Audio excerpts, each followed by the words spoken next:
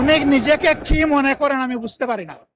এমনকি তিনি সেই দুঃসাহস এখানে দাঁড়িয়ে তিনি দেখিয়েছেন। বক্তব্য কি আপনি দিবেন না আমি দেব?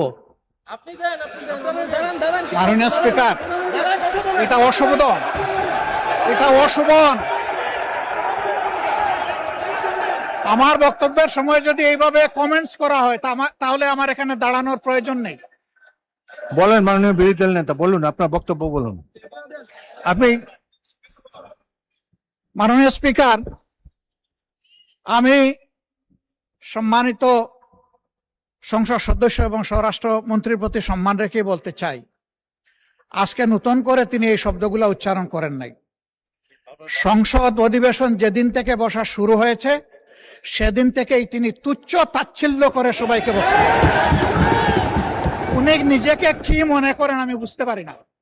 এমনকি তিনি সেই দুঃসাহস এখানে দাঁড়িয়ে তিনি দেখিয়েছেন। তিনি বলেছেন যে এই সংসদে তিনি শিক্ষকের ভূমিকা পালন করবেন।